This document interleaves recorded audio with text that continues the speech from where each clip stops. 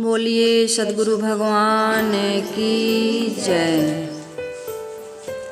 प्रातः स्मरणीय विश्व वंदनीय संतों के सम्राट सद्गुरु कबीर साहिब जी का बीजक ग्रंथ रत्न उसकी रमैनी प्रकरण में आज सद्गुरु कबीर साहिब जी की 9 नंबर की रमैनी आप सबके बीच कबीर आश्रम देवरी चैनल लेकर के आया है।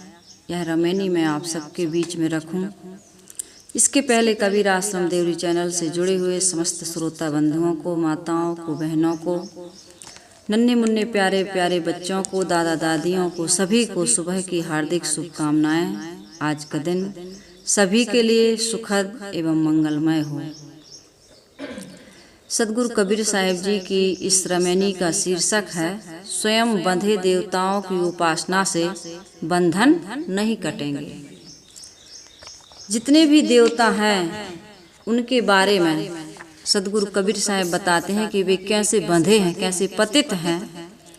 उस पर थोड़ी चर्चा होगी और उनकी जो वंदना कर रहा है, प्रार्थना कर रहा है, स्तुति कर रहा है और सोच रहा है कि हम संसार से मुक्त हो जाएं, दुखों से छुटकारा हो जाए, तो यह संभव नहीं हो सकता है। कैसे नहीं हो सकता है, उस पर भी बहुत सुंदर खुलासा इस रमैनी में आपके बीच होने वाला है। तो आप सभी लोग बड़े धैर्य से, उत्साह से और एकाग्रता से इस रमैनी के विषय में आप सुनेंगे। विविध प्रकार की चर्चाएं और उदाहरण इसमें प्रस्तुत किए जाएंगे। तो आप सभी से मेरा निवेदन है, जितने लोग इस चैनल से जुड़े हैं, आप सभी लोग इस वास्तविकता को, इस सच्चाई को समझने का प्रयास करेंगे और अपने जो भ्रम है, अज्ञान है या वासना की गुलामी से जो दुख मिल रहा है, उससे कैसे मुक्ति मिले, इस पर आप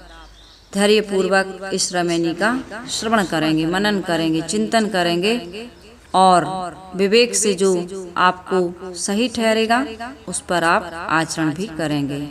यह नहीं सोचेंगे कि हम इतने दिनों से इस मान्यता में बंधे हुए हैं या इस महापुरुष ने कहा है या इस ग्रंथ में लिखा है या संसार के लोग इतनी सारी बातों को मान रहे हैं, तो हम कैसे ना माने। इस प्रकार का कोई भी हट या किसी भी प्रकार की मान्यता से जब तक हम मुक्त नहीं होंगे तब तक हम सत्य का मोती नहीं पा सकते हैं और उद्धार और कल्याण की भी संभावना वहाँ पर नहीं की जा सकती है। तो आइए सद्गुरु कबीर साहिब जी की इस रमैनी को मैं आपके बीच रखूं, इसके बाद उस पर विस्तृत चर्चा होगी।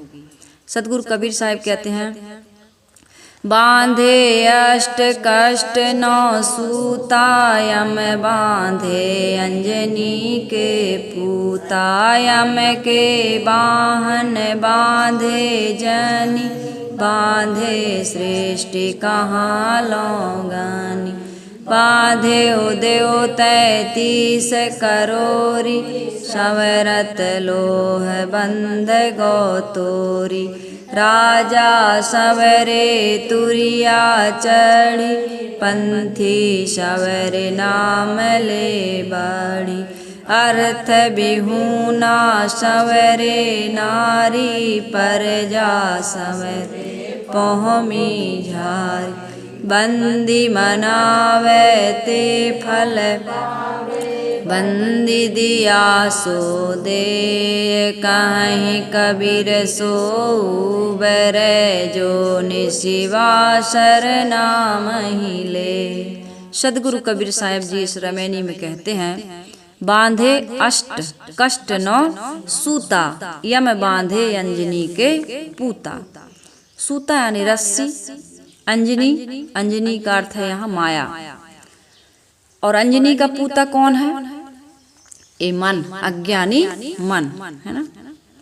माया हो गया अंजनी और माया का गुलाम उसका पूत कौन है? जो माया का गुलाम है वह उसका पूत कौन है? हमारा मन। जनी होता है पैदा होना, सृष्टि। सवरत यानी स्मरण करते हुए यहाँ राजा ब्रह्म ज्ञानियों को कहा गया है। राजा सवरे तुरिया चढ़ी, तुरी अवस्था में पहुँचते हैं वो जो ब्रह्म ज्ञानी है। वो कैसे भटके हैं? सदगुरु कबीर साहब सबकी कमी नहीं निकालते हैं, बल्कि जहाँ कहीं भी कसर खोट है, कमी है, भ्रम है, अज्ञान है या किसी प्रकार की अंध परंपरा या किसी प्रकार की अज्ञान जनित मान्यता है, उसका वो खंडन करते हैं। सदगुरु कबीर साहब ऐसा स्वभाव वाले नहीं हैं कि सब में कमी ही देखें, लेकिन जहाँ उनको लगता है कि नहीं ये अज्ञान है, भ्रम है, श्रद्धा के नाम पर या हमारी मान्यता के नाम पर या आस्था के नाम पर हमको छला जा रहा है, हमको भटकाया जा रहा है, तो वहाँ पर सदगुरु कबीर साहब सत्य का रास्ता दिखाने के लिए सबके बीच अपने विचार रखते हैं, सबके सामने बोलते हैं, पुकार करके बोलते हैं, भीड़ में जा करके कहते हैं। वो किसी अंधकार अकेले में जाकर के पुस्तकों में कागजों में कलम से नहीं लिखते हैं, लोगों को जाकर के डायरेक्ट समझाते हैं, फेस टू फेस, कि भाई यहाँ पर आप गलत हैं, आप परिश्रम तो कर रहे हैं, श्रम तो कर रहे हैं, मेहनत तो कर रहे हैं, त्याग तपस्या साधना आपको लगता है कि हम कर रहे हैं, तो ये सारी मेहनत आपकी निरर्थक जा रही है। इसलिए सदगुरु कबीर साहब बड़े करुणा से, बड़े प्रेम से और बड़े हित चिंतन के भाव से हम सबको भटकने से बचाने का वो प्रयास करते हैं। तो साहब कहते हैं, कष्टदायी 8-9 रस्सियों में जीव बंधा है। एक रस्सी में तुमको बांध दिया जाए तो कितना कष्ट होगा, लेकिन यहाँ साहब कह रहे हैं कि जीव 8-9 रस्सियों में बंधा है। तो ये 8-9 रस्सियाँ अपने अनुसार इनकी हम अभी चर्चा करेंगे कि ये 8-9 रस्सियाँ है क्या। पहले इसका भाव समझ लें। सदगुरु कबीर साहब जी कह रहे हैं, बांधे अष्ट कष्ट 9 सूता, यम बांधे अंजनी के पूता। अष्ट यानी 8 और कष्ट यानी कष्टप्रद, दुखप्रद, कष्टदायी 8-9 रस्सियों में जीव बंधा है। वासना ने माया के गुलामों को बांध लिया है। बांधने वाला कौन? सबसे पहले तो दिमाग में ये सेट कर लें कि कोई हमें नहीं बांधता, हमारी अपनी स्वयं की वासना, स्वयं का ज्ञान ही हमें बंधन में डालता है। इस संसार में कोई हमें भटकाने वाला नहीं है। यदि हम स्वयं ना भटकें तो हमारे अंदर इतना ज्ञान होना चाहिए, समझ होनी चाहिए। ये मानव जीवन जो है, मानव देह जो है, ये बड़े सौभाग्य से मिलती है। ऐसा क्यों कहा जाता है?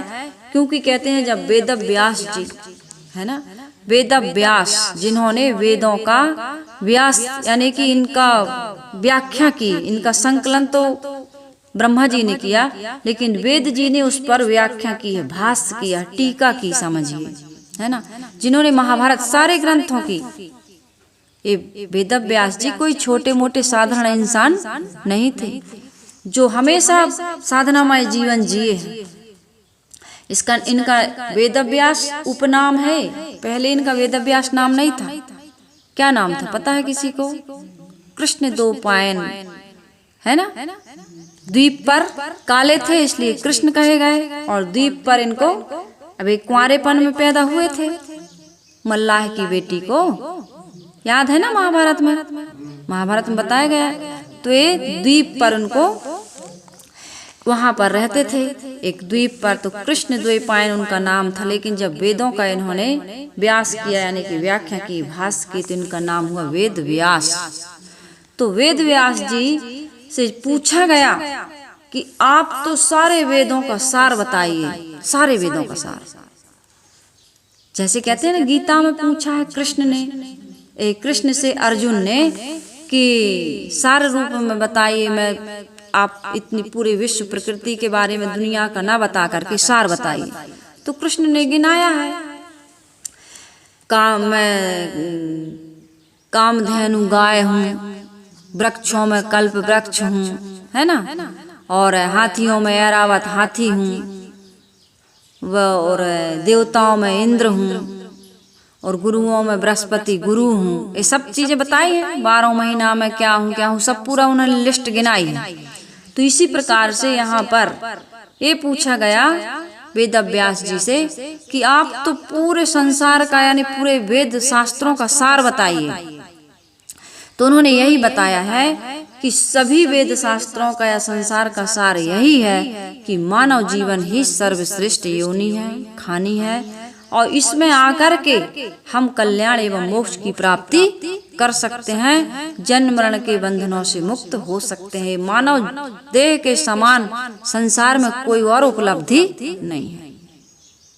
यदि ये प्राप्त हो गया है तो फिर इससे बड़ी उपलब्धि तुम्हें और क्या हो सकती है बताइए। क्योंकि इस मानव जीवन की प्राप्ति यानी कि संसार के सारे पदार्थ आप इसमें पा सकते हैं। ये मानव जीवन कोई छोटी मोटी वस्तु नहीं है कि मानव जीवन को प्राप्त करके आदमी तुच्छ भोगों में बिका हुआ है। हंसा तू तो सबल था, हे हंस, हे चेतन, हे जीव, तू सर्वश्रेष्ठ योनि और खानी में आ गया। तू तो सर्वश्रेष्ठ है ही, लेकिन तुझे साधन भी सर्वश्रेष्ठ मिल चुका है। जीव तो सर्वश्रेष्ठ है ही, अब तुझे साधन भी सर्वश्रेष्ठ मिल गया। इससे बड़ा साधन कहीं संसार में मिलने वाला नहीं है। लेकिन दुखी क्यों है? हल्की अपनी चाल, ए पान तमाकू बीड़ी सिगरेट में अपने आप को बेच दिया।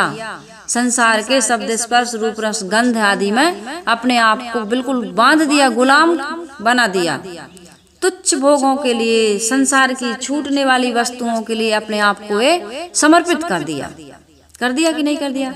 हल्की अपनी चाल, रंग को रंगे रंगिया, तय किया और लगवार। तू ना करने योग्य काम को तूने ज्यादा एक नंबर पर रखा, और करने लायक जो करना चाहिए था इस मानव जीवन में, उसको तूने एक तो इग्नोर, कितने लोग तो बिल्कुल नजरअंदाज कर रहे हैं। इस मानव जीवन की सफलता और सार्थकता क्या है इसको बिल्कुल नहीं जानता इंसान, और जो जानते हैं वो भी क्या कर रहे हैं, किए और लगवार। कोई ईश्वर होगा, ब्रह्म होगा, परमात्मा होगा। अरे ईश्वर ब्रह्म परमात्मा को भी यदि साकार रूप में इस दुनिया में आना है तो इसी शरीर में आते हैं, जिस शरीर की प्राप्ति हमको और आपको हो चुकी है। इस मानव शरीर के अलावा भगवान भी अपनी लीला प्रकट नहीं कर सकते, जिसको लोग भगवान कहते हैं। वो मच्छ कच्छ बराह स्वरूप ये सब बताए गए हैं। ये केवल 10 अवतारों के बारे में जो बताया जाता है ये तो मान्यता है लोगों की, लेकिन कोई विशेष कार्य इसमें संपादित नहीं हो सकता जो मानव जीवन में होता है कि नहीं होता। तो इसलिए मानव जीवन की प्राप्ति बहुत बड़ी उपलब्धि है। इसको हमें ऐसे ही व्यर्थ के कामों में नहीं खोना चाहिए। साहिब कहते हैं कि लेकिन दुख की बात तो है कि यहाँ आकर के आदमी ज्ञान ना होने के कारण वासनाओं में फंस जाता है। बच्चा जन्म लेता है, आप लोगों ने भी शायद इस पर ध्यान दिया होगा। मैंने बहुत गहराई से चिंतन किया कि बच्चा जब जन्म लेता है, माँ के गर्भ से बाहर आता है, तो इस संसार को देख नहीं पाता है। देख पाता है? नहीं देख, सुन नहीं पाता है, सहम जाता है, डर जाता है, झिझक जाता है। नहीं होता, थोड़ी सी आवाज हुई वो ऐसा आंख बंद करके 8-8 घंटे, 10-10 घंटे, 12-12 घंटे, पता नहीं कितने घंटे सोता है। हम तो देखते हैं सोता ही रहता है ना। आंख खोल के थोड़ा सा चिम से खोलेगा और बंद कर लेगा। इस संसार को देखना भी पसंद नहीं करता, देखने की भी उसकी क्षमता नहीं रहती है, सुनने की, देखने की। कितना कोमल, उसको नहला भी नहीं सकते, धुला भी नहीं सकते, कितना वैसे। लेकिन इसमें आकर के धीरे धीरे धीरे धीरे देखने भी लगता है, सुनने भी लगता है, और यही संसार उसको फिर अच्छा लगने लगता है। फिर इस संसार का ऐसा रसिक हो जाता है, ऐसा आशिक हो जाता है कि यहीं के, जैसे मैं बताती हूँ सुअर वाला, कि सुअर कहता है अब भिष्ठा ही हमारा भोजन है, अब हमको गोली मत मारो। ऐसे हम इस संसार के भोगों में, विषय वासनाओं में, मोह ममता में, राग द्वेष में, अनेक प्रकार के विकारों में आसक्त हो जाते हैं। हमको फिर पता, हमको बुरा भी नहीं लगता। आप एसी में यात्रा करिए, फ्लाइट से, हवाई जहाज से यात्रा करिए, फिर आप मोटरसाइकिल में चलेंगे। साइकिल में आज कोई बैठना चाहता है? जो मोटरसाइकिल से चलने लगा वो साइकिल में बैठना नहीं चाहता।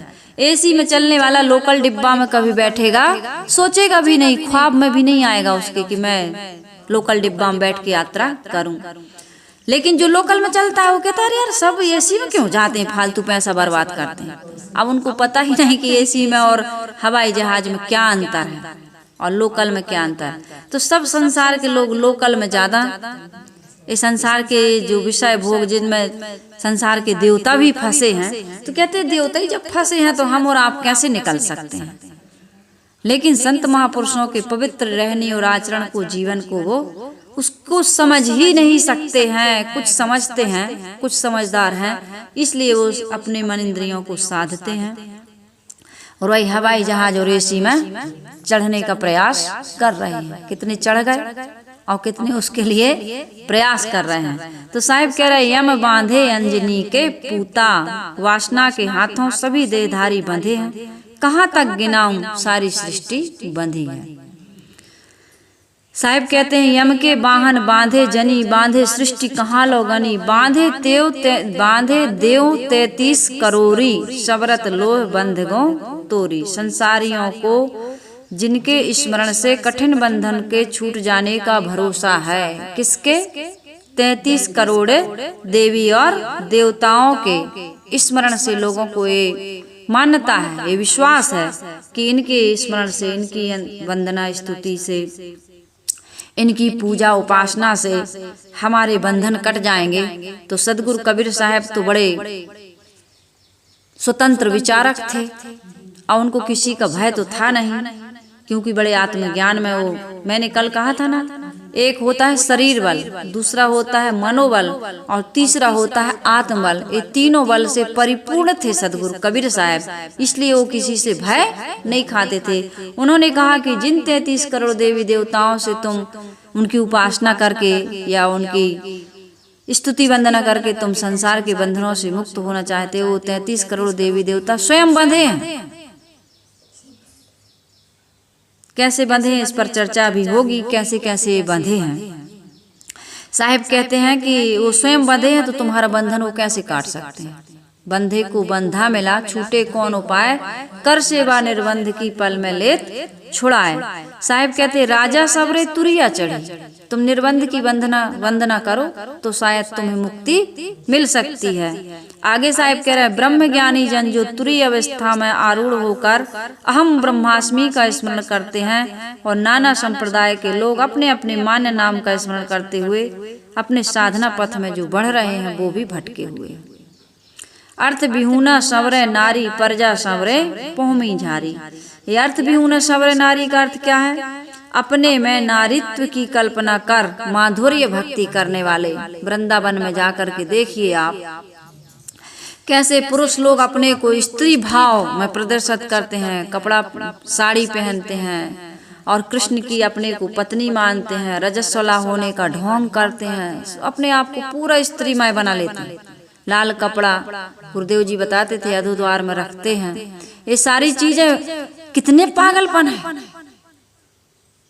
भक्ति के नाम पर कितना भटकाव है। पुरुष से नारी बन जाते हैं। अरे ना नारी को मिलेगा परमात्मा, ना पुरुष को मिलेगा, और यदि साधना करे तो दोनों को, नपुंसक को भी मिल सकता है। तो भक्ति के लिए आपको नारी या पुरुष बनने की आवश्यकता जो है उसी में भक्ति करिए आप, पुरुष से नारी बनने की आवश्यकता नहीं है। तो साहिब कहते हैं अपने में नारित्व की कल्पना कर माधुर्य भक्ति करने वाले धन आदि की कामना से रहित होकर, सब कुछ को त्याग करके वे अपने आप को भक्तिमय कर देते हैं, लेकिन केवल कल्पित पति की प्राप्ति के लिए उनका स्मरण करते हैं। इस प्रकार पृथ्वी की पूरी प्रजा किसी न किसी प्रकार देवी देवता की पूजा एवं स्तुति वंदना में लगी हुई है, लेकिन वो लगी है अपने से बाहर ही, काल्पनिक देवी देवताओं में लगे हैं। जो बंधे हुए की वंदना करेगा, सदगुरु कबीर साहब कहते बंदी मनावे ते फल पावे। जो बंधे हुए की वंदना करेगा तो फल में क्या पाएगा? बंधन पाएगा, क्योंकि बंधा हुआ बंधन ही दे सकता है। जो स्वयं बंधा है वो कैसे आपको खोलेगा? एक व्यक्ति स्वयं खंभे से बंधा है और दूसरा आकर कहे गुरुदेव हमको बंधनों से छुड़ा लो, तो वो कहे भैया पहले तो मैं ही बंधा हूं, तो मैं कैसे छुड़ाऊं? अब गुरु महाराज स्वयं किसी कल्पना में फंसे हुए हैं, स्वयं किसी देवी देवताओं की वंदना करने में लगे हुए हैं। वो ये जानते ही नहीं है कि मुझसे बड़ा देवता, मैंने बताया ना, तुमसे बड़ा देवता, तुमसे बड़ा परमात्मा, तुमसे बड़ा ईश्वर कोई दूसरा इस सृष्टि में नहीं है। यदि ईश्वर भी आता है तो इसी मानव जीवन में आता है, आता है कि नहीं आता है? और वो तुम्हें प्राप्त है, और उनके बताए हुए मार्ग पर चलकर तुम भी बंधनों को काट सकते हो। लेकिन तुम उनकी केवल अगरबत्ती लगाओ, आरती उतारो, या उनकी फोटो को या चित्र को भोजन कराओ, नहलाओ धुलाओ, या एसी चलाओ, या चमर डुलाओ, तो कुछ होने वाला है? उनको जगाने के लिए तुम कहते हो भगवान घंटी बजा रहा है, जगो भोजन करो, वो ऐसे सो जाते हैं। शंख फूंकते हो तुम, लाउड स्पीकर आजकल बढ़िया किया सरकार ने, लाउड स्पीकर बंद। आज इतना शोर है, शोरगुल है, इतना ध्वनि प्रदूषण है, इतना आदमी इलेक्ट्रॉनिक चीजों से इतना आहत है, इतना अशांत है, दुखी है, कि बहुत अच्छा किया सरकार ने कि लाउड स्पीकर बिल्कुल बंद, अब नहीं चलते। 10 मिनट 5 मिनट से ज्यादा नहीं चला सकते आप। परमिशन लो भाई, हमारा ये फंक्शन है, ये कार्यक्रम है, इतने समय से इतने समय तक चलाएंगे, ऐसा नहीं कि रात दिन चल रहा है।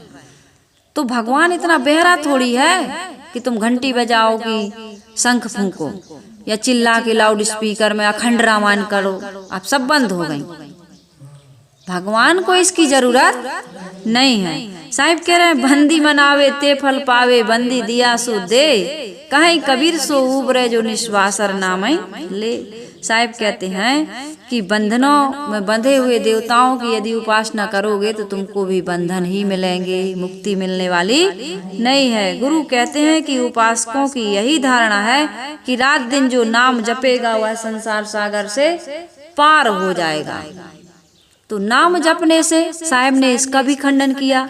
राम के कहे जगत गति पावे, तो खाण कहे मुख मीठा। यदि राम राम कहने से संसार के लोगों का उद्धार होता है तो शक्कर शक्कर कहने से मुख मीठा होना चाहिए। लेकिन होता, कभी रसगुल्ला खाने का मन होता है, ऐसे कहना रसगुल्ला रसगुल्ला रसगुल्ला, तो मुंह मीठा हो जाएगा, है ना। जब अच्छी ठंड लगे तो आगी आगी कहना तो गर्मी लगने लगेगी, क्योंकि राम राम कहने से मुक्ति मिलती है ना। करके देखना होता है कि नहीं। तो साहेब यहाँ बता रहे हैं इस पूरी रमैनी पर यदि हम सरसरी निगाह डालें तो स्पष्ट हो जाता है कि सदगुरु कबीर साहब हमें यही बताना चाहते हैं कि बंधन में बंधे हुए देवताओं की वंदना करोगे तो तुम भी बंधनों में पड़े रहोगे, मुक्ति को कभी प्राप्त, स्वतंत्रता को कभी प्राप्त या मोक्ष को कभी प्राप्त नहीं कर सकते, अर्थात दुखों से कभी मुक्त नहीं हो सकते। इस मानव जीवन में यदि आप दुखी हैं, आप बंधे हुए हैं, आप अपने बंधन नहीं काट रहे हैं, गोस्वामी जी ने कहा ना, कर विचार देखहु मन माही, पराधीन सुख सपने हूँ नाही। तुम पर अधीन हो, वासनाओं के गुलाम हो, अनेक प्रकार की तुमने वासनाएं बना रखी हैं, आदतें, कुसंस्कार। अपने आप में तुम सुखी, दाल रोटी खा करके तुमको सुख नहीं मिल रहा। ये समझो और समझाओ, थोड़े में मौज मनाओ, दाल रोटी खाओ, प्रभु के गुण गाओ। यदि दाल रोटी में संतुष्ट नहीं हो तो प्रभु के गुण नहीं, अर्थात प्राप्त स्थिति में आप संतुष्ट नहीं है, जो प्राप्त है वो आपके लिए पर्याप्त नहीं है, तो आप प्रभु के गुण नहीं गा सकते। कैसे गाओगे? तृष्णा लगी हुई है, वासना सता रही है, आसक्ति आपको गुलाम बना करके रखी है, तो कैसे प्रभु का भजन करोगे?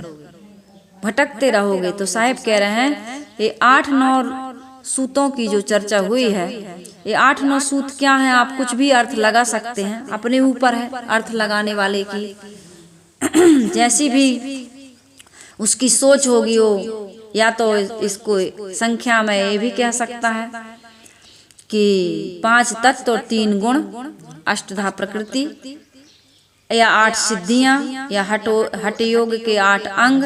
इस प्रकार 9 की संख्या में ये भी कह सकता है, 5 विषय और चतुष्ट अंतःकरण, 9 सिद्धियां, 9धा भक्ति, ये सब कुछ लिया जा सकता है। इसमें सदगुरु श्री अभिलाष साहेब जी ने लिखा 8 सिद्धियां क्या है? अड़िमा, महिमा, लघिमा, गरिमा, प्राप्ति, प्रकाम, दर्शित तथा वशित। ये 8 प्रकार की सिद्धियां प्राप्त करने के लिए लोग बहुत कठिन साधना करते हैं। ये है सब काल्पनिक, लेकिन ये सब भटकाने वाले, बंधन देने वाली, मुक्ति देने वाली नहीं है।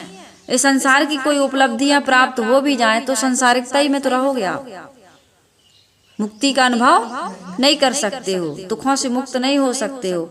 नौधा भक्ति, श्रवण कीर्तन, नाम स्मरण, पाद सेवन, अर्चन वंदन, दास भाव, सखा भाव तथा आत्मनिवेदन।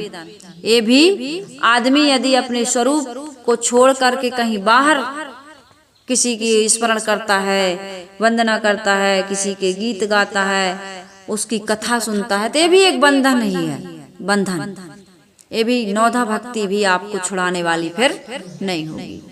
बाहर किसी इष्ट की, उपास्य की तुम सेवा करते हो, उसका स्मरण करते हो, नाम जप करते हो, तो तुम अपने आप से यदि अलग कोई परमात्मा की उपासना करते हो तो यह भी तुम्हें बंधन में डालने वाली है। हाँ, अष्ट योग के बारे में जो बताया गया ना, अष्टांग योग, योग दर्शन का जो अष्टांग योग है, इसमें बताए हैं यम, नियम, आसन, प्राणायाम, प्रत्याहार, धारणा, ध्यान तथा समाधि एक कल्याणप्रद है। ये जो पतंजलि में इसमें आए, इसमें योग दर्शन में आया है ना अष्टांग योग, ये हमारे कल्याण में सहायक है। यदि अष्टांग योग की साधना कोई करता है तो उस व्यक्ति का उद्धार संभव है, क्योंकि इसमें यम है, नियम है, आसन है, प्राणायाम है, प्रत्याहार है, धारणा है, ध्यान है, इसके बाद समाधि है। लेकिन समाधि ऐसे ही नहीं मिलती है जहाँ पर आदि व्याधि सब सम हो जाती हैं, जहाँ से आपके दैहिक दैविक भौतिक ताप जो तीन कष्ट हैं, ताप हैं, इनसे यदि मुक्ति चाहते हो, जन्म मरण के चक्र से यदि तुम मुक्ति चाहते हो, संसार के समस्त प्रकार के दुखों से यदि आप मुक्ति चाहते हो, तो आपको अष्टांग योग की साधना करनी पड़ेगी। अष्टांग योग में आता है सबसे पहले तो यम आता है। यम, यम का अर्थ होता है मन इंद्रियों को वश में करना, इसको कहते हैं। यहाँ अष्टांग योग का जो यम है, बीजक का यम क्या है? वासना। और यहाँ अष्टांग योग का जो यम मैं बता रही हूँ, इसका अर्थ क्या है? मन को इंद्रियों के सहित अपने वश में कर लेना, इसको कहते हैं यम। तो यम के पांच अंग हैं, केवल यम के। तो इसमें यह बताया गया है अहिंसा, अस्तेय, सत्य, ब्रह्मचर्य और अपरिग्रह। यम को यदि साधना है, मन इंद्रियों को वश में करना है, तो इसके लिए आपको सबसे पहले अहिंसा व्रत को धारण करना होगा। हिंसा नहीं होनी चाहिए आपके द्वारा किसी भी प्रकार की।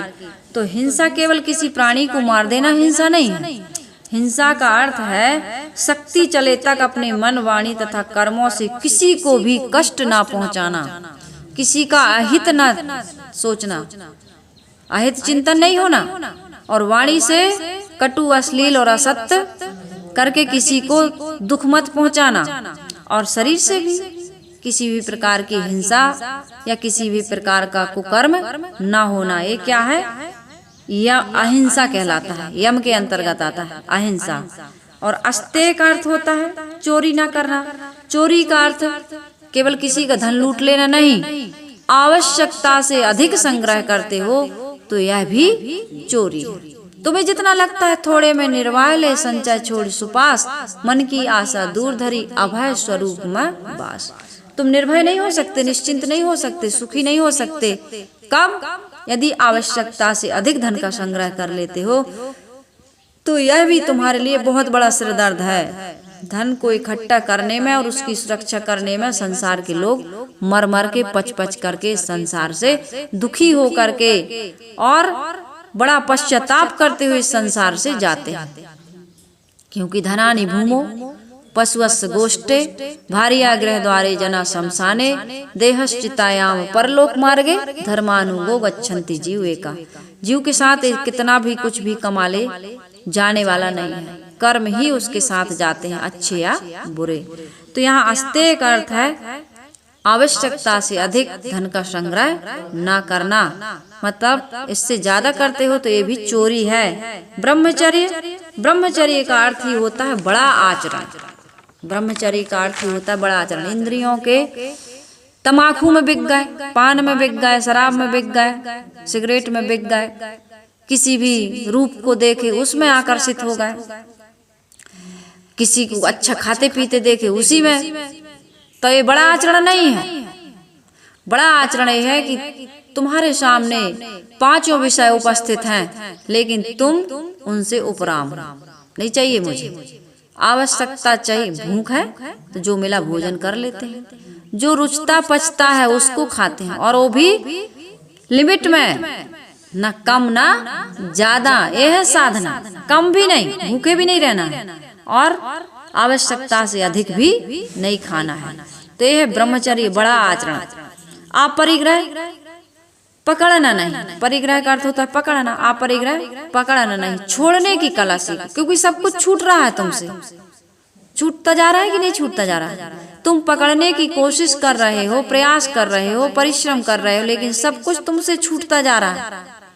इधर तुम कहते हो कि 2 दिन के बाद मेरी लॉटरी लगने वाली, तो 2 दिन के बाद लॉटरी तो लगेगी, लेकिन 2 दिन की आयु तुम्हारी जो सबसे मूल्यवान थी, सबसे कीमती थी, वो 2 दिन के इंतजार में, 2 दिन के बाद मेरा मकान बन जाएगा, 2 दिन के बाद दुकान खुल जाएगी, 2 दिन के बाद शादी हो जाएगी, 2 दिन के बाद बच्चे हो जाएंगे, 2 दिन के बाद एक पद मिल जाएगा, लेकिन वो जो 2-2 दिन तुम्हारे बीत रहे हैं उसके इंतजार में, वो कभी भी लौट के नहीं आएंगे। और वो सारे 2 दिन में तुमने जो उपलब्ध किया है सब कुछ लगा दो, लेकिन वो गया हुआ 2 दिन आने वाला है क्या?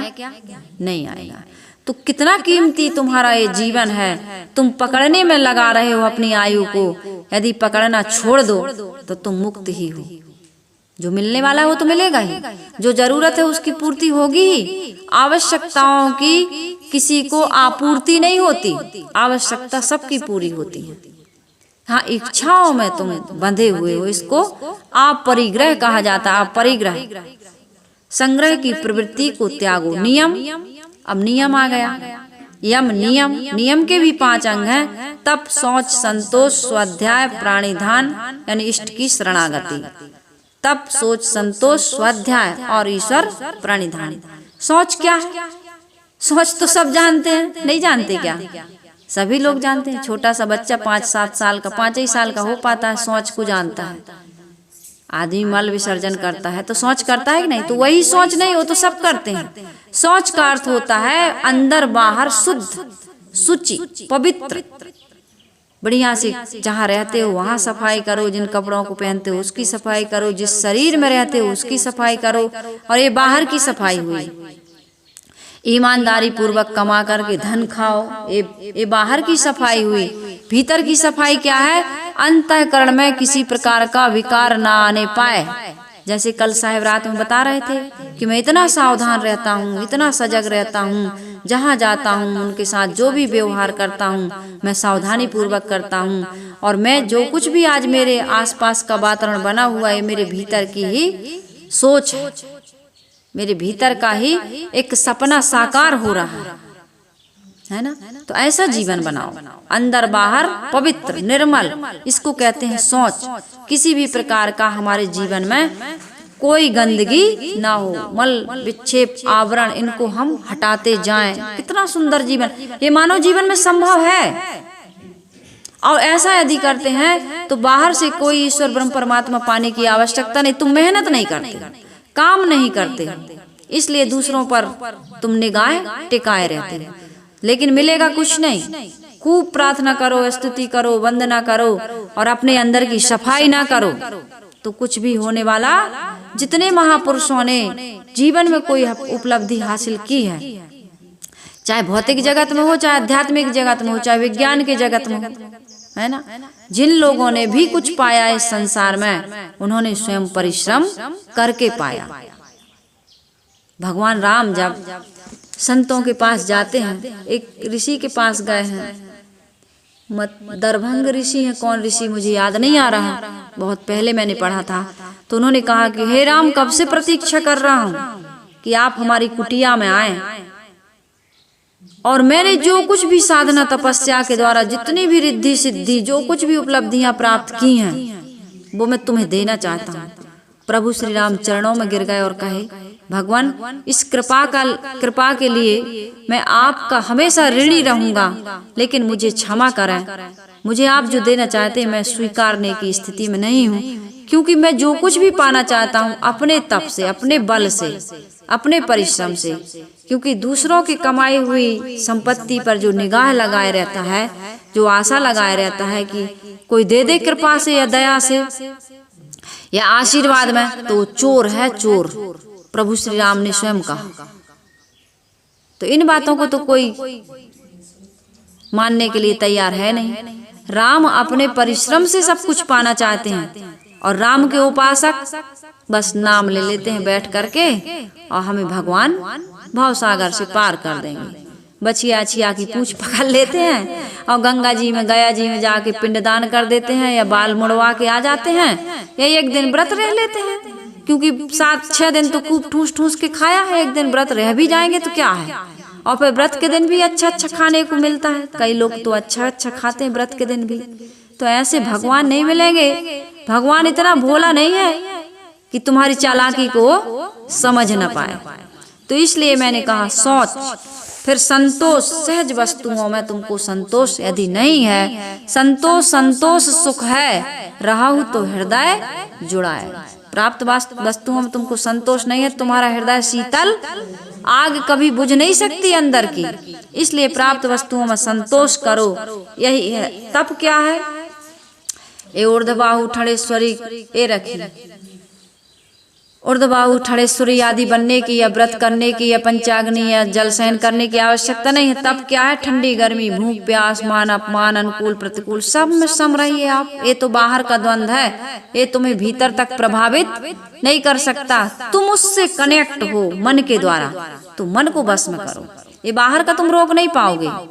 तुलसी भरोसे राम के निर्भय हो के सो, अनहोनी होनी नहीं, होनी होए सो होए।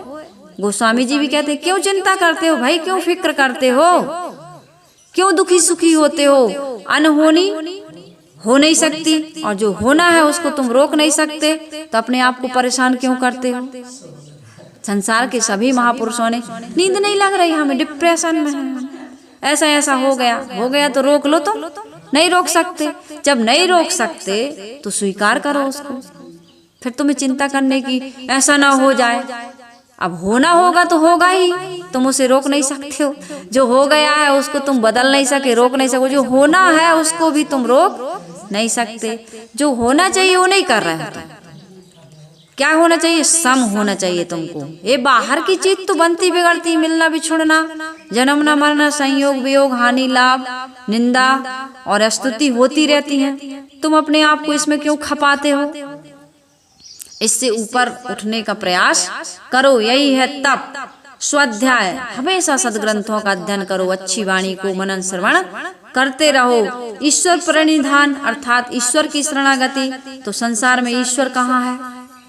इस सदगुरु के रूप में ही हमें ईश्वर मिलते हैं, क्योंकि ये तीनों तापों से मुक्त करने वाले हैं। ब्रह्मा विष्णु महेश ने भी गुरु के आगे अपना मस्तक झुकाया है, उनको भी इस संसार में गुरु की आवश्यकता पड़ी है। तो हम और आप गुरु गोविंद दो खड़े, काके लागू पाए, बलिहारी गुरु आपने गोविंद दियो बताए। तो गुरु को ईश्वर प्रणिधान का अर्थ होता है कि हम गुरु की शरण में जाएं। आसन, अब तीसरा आ गया आसन। यम नियम के बारे में बताई मैं 5 अंग। आसन, जिस आसन से आप सुख पूर्वक देर तक बैठ सकते हैं, दीर्घ काल तक बैठ सकते हैं, उस आसन में बैठिए। वही आसन है प्राणायाम, श्वासों का श्वास प्रश्वास, श्वासों की प्रक्रिया, जैसे कहते हैं ना अनुलोम विलोम जो हम करते हैं। प्राणों का आयाम, प्राणों से ही जो प्राणों को साध लेता अर्थात प्राणवायु को साधता है, जो योगा करता है, यम नियम से रहता है, उसका मन भी सधता है। और जो बिल्कुल ऐसे ही केवल नाम लेकर के ही मुक्ति चाह रहा है, उसका कभी कल्याण नहीं हो सकता, क्योंकि ये सारी चीजें आपने की ही नहीं, बेसिक चीजों को आप समझे ही नहीं, तो समाधि कैसे लग सकती है। तो आसन का अर्थ है देर तक जहां तक बैठ सकें, जिस आसन से प्राणायाम श्वास प्रश्वास की क्रिया का रुक जाना है, सम हो जाना। अनुलोम विलोम दोनों इंगला पिंगला नाड़ी सम हो जाना। कोई नाड़ी तेज चलती है, कोई नाड़ी धीमी चलती है। तो ये जब सम हो जाती हैं तो मन रुकता है। प्रत्याहार अर्थात मन सहित विकारों इंद्रियों का विकारों से रुक जाना। प्रत्याहार भी क्या आहार ले रहा है? विषयों का आहार। अब विषयों से विमुख होकर के हमें आत्म उन्मुख होना है, उसको कहते हैं प्रत्याहार। धारणा क्या है? धारणा अर्थात ध्येय वस्तु में चित्त का बारंबार लगाना। मेरी धारणा है, मेरी सोच है, मेरी मान्यता है, मेरी भावना है कि मैं यहाँ अपने आप को टिका करके रखूंगा। मैं अब विषयों की तरफ उन्मुख नहीं, आत्म उन्मुख होने वाला हूँ। तो जिस आत्मा की ओर आप उन्मुख हो रहे हैं उसमें बार बार चित्त को लय करते रहो। अभ्यास से होगा, एक तो होगा नहीं, क्योंकि अभ्यास तो तुम्हारा विपरीत चल रहा है। ध्यान क्या है?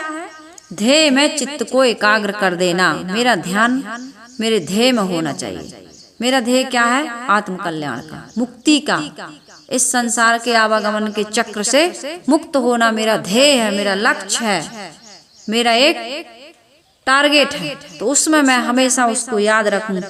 अन्य की विस्मृति होकर केवल ध्येय में स्थित हो जाना, चित्त का रुक जाना, उसको कहते हैं समाधि।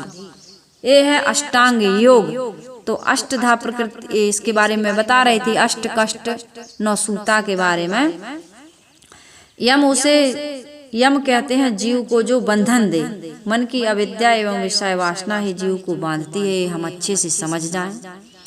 और इसको हम इस बंधनों को काटने के लिए इस प्रकार के अष्टांग योग की यदि हम साधना करते हैं, मैंने और सारी बातें बता ही दी हैं। अंजनी अर्थात माया, पूत है उसका गुलाम, और जनी जना अर्थात पैदा होना। ये सारी सृष्टि मनुष्य यम के हाथों एवं वासनाओं के हाथों में बंधा हुआ है। अर्थात पैदा हुई सृष्टि के मनुष्य, पैदा हुए सृष्टि के मनुष्य, जितने भी लोग इस सृष्टि में आ रहे हैं वो सब वासनाओं के पास में बंधे हुए हैं। कोई कोई इससे मुक्त होता है और हम सबको मुक्त होना है। और मुक्त होने के लिए लोग क्या करते हैं? देवी देवताओं की उपासना करते हैं जो स्वयं बंधे हुए हैं। तो जितने भी देवता हैं, देवताओं के राजा स्वयं इंद्र पुलोम नामक दानव की सुंदरी कन्या सची का अपहरण कर उसे अपनी पत्नी बना लेते हैं। सची से संभावित पति की तथा उसके पिता पुलोम की हत्या कर देते हैं। सभी देवताओं में श्रेष्ठ कौन है? कौन है? सभी देवताओं में नहीं, सभी देवताओं में श्रेष्ठ कौन है? सभी देवताओं में श्रेष्ठ है विष्णु। विष्णु भी देवता में आते हैं ना, विष्णु भगवान। तो विष्णु जिनको भगवान कहते हो, उनके चरित्र जानते हो? वृंदा का सतिष्ठ छल पूर्वक नष्ट कर देते हैं। और जब वृंदा जान पाती है तो कुपित होकर श्राप देती है, जाओ पत्थर बन जाओ और गंडकी नदी में अब तुम लुढ़कते रहो। और उन्हीं को शालिग्राम मान के तुम पूजते हो, तुम्हारा कल्याण होगा ऐसे पतित देवता की उपासना करके। तुम्हें क्या, जिसके बारे में तुम जिसके साथ बैठोगे, जिसकी चर्चा करोगे, जिससे व्यवहार करोगे, उसके गुण उतरेंगे कि नहीं उतरेंगे? और भगवान ने क्या किया है? वो विष्णु ने एक सती का सतीत्व नष्ट कर दिया। ये तो बहुत बड़ा अपराध है। और भी उपाय हो सकते थे मारने के, लेकिन किसी का तुम सतीत्व नष्ट कर दो, इससे बड़ा भ्रष्ट कार्य एक विष्णु को, सर्वसमर्थ भगवान जिसे तुम कहते हो, वो ऐसा मारता है कि पत्नी का सतीत्व ही नष्ट कर देता है। और फिर तुम इतने बड़े भगवान हो तो तुमको श्राप भी नहीं लगना था, लेकिन कर्म किया है तो उनको भी श्राप लगा है। लगा है कि नहीं लगा? हाँ, अज्ञानी आदमी। सदगुरु कबीर साहिब जी कहते हैं कि ऐसे देवताओं की उपासना करके तुम सोचो कि बंधन हमारे कट जाएंगे, तो बंधन कटने वाले नहीं। अपने को जो कहते हैं हम ब्रह्मास्मि, आपको ज्ञानियों में जो अपने आप को श्रेष्ठ मानते हैं, तुरीय अवस्था में आरूढ़ होकर अहम ब्रह्मास्मि का स्मरण करते हैं, परंतु वे शुद्ध चेतन स्वरूप को जड़ जगत से पृथक नहीं कर पाते हैं, तो उनका भी कल्याण नहीं होता है। भाई जड़ और चेतन अलग अलग है। और तुम कहते हो पूरा विश्व ब्रह्मांड ये सब, ये जगत प्रपंच मैं ही हूँ, तो ये तो तुम्हारी एक पागलपन है, सनक है। तुम कैसे हो सकते हो? चेतन कभी जड़ नहीं हो सकता और जड़ कभी चेतन नहीं हो सकता। ये पांचों तत्व एक दूसरे में मिले हुए जरूर है, लेकिन अलग अलग है। तो जड़ और चेतन तो अलग है ही, दोनों के गुणधर्म अलग है, वो कैसे एक हो जाएगा? इस बात को आदमी समझना नहीं चाहता। इसलिए साहिब कह रहे हैं कुछ ऐसे अजीबो गरीब साधक भी होते हैं, जो मैंने अभी बताया कि अपने ऊपर कोई पति परमात्मा कह करके स्वयं स्त्री बनने का स्वांग रचते हैं। सदगुरु कबीर साहब जी यह कहते हैं कि हे भाई सुनो, मेरी बात तुम सुनो। इस प्रकार भटकने से या कुसंस्कार जनित संस्कार अपने अंदर उनको स्थान देने से तुम्हारा कल्याण नहीं होगा। बंधनों में बंधे हुए की उपासना ना करो। विवेक ज्ञान तथा विषय वासनाओं से ही त्याग होता है। विवेक होना चाहिए। विवेक यह कहता है कि जड़ अलग है, चेतन अलग है, संसार ये शरीर अलग है और मेरी आत्मा इससे बिल्कुल अलग है। बंधनों में मैं पड़ा हूँ, इसलिए बारंबार जन्म मरण के चक्कर काट रहा हूँ। यदि समस्त प्रकार की वासना का मैं त्याग कर देता हूँ, मेरे से जो पृथक ये शरीर और संसार है, इसकी आसक्ति, इसकी वासना को त्याग देता हूँ, तो बंधन त्यागते ही मुझे मुक्ति मिल जाती है। फिर मुझे किसी और अन्य देवी देवता की उपासना करने की आवश्यकता नहीं है। और इसकी गवाही, इसका प्रमाण संसार के महापुरुषों ने अपने सदग्रंथों में दिया है। तो इन बातों को हम समझें और समझ करके जितनी भी मान्यताएं हैं, अंधविश्वास है या चमत्कार में हम पड़े हुए हैं या हम जहाँ जहाँ भटक रहे हैं, उससे अपने आप को बचाने के लिए संतों के दरबार में जाएं, सदग्रंथों का अध्ययन करें और थोड़ा सा चिंतन करें, विचार करें कि वास्तव में सच क्या है, तो हमारे बंधन कट सकते हैं और मुक्ति मिल सकती है। तो सदगुरु कबीर साहब जी की इस रमैनी स्वयं बंधे हुए देवताओं की उपासना से हमारे बंधन नहीं कटेंगे। तो बंधन कैसे कटेंगे? इसके लिए हमें निर्बंध के पास जाना होगा और निर्बंध निर्मल संत रहनी, पवित्र आचरण से युक्त जो संत हैं, उन्हीं की शरणागति की हमें आवश्यकता है। ऐसे संत यदि मिल जाएं तो कल्याण होने में फिर विलंब नहीं है। तो ऐसे संतों की हम खोज करें और सुन करके, पढ़ करके अपने आप में साधना संयम के द्वारा आज ये सुनहला अवसर मिला है कि हम आवागमन से मुक्त हो जाएं। तो इन्हीं शुभकामनाओं के साथ मैं अपनी वाणी को यही विराम दे रही हूँ। हम सबका कल्याण हो, हम सबका मंगल हो, हम सबके जीवन का दुख दूर हो। बोलिए सद्गुरुदेव की जय।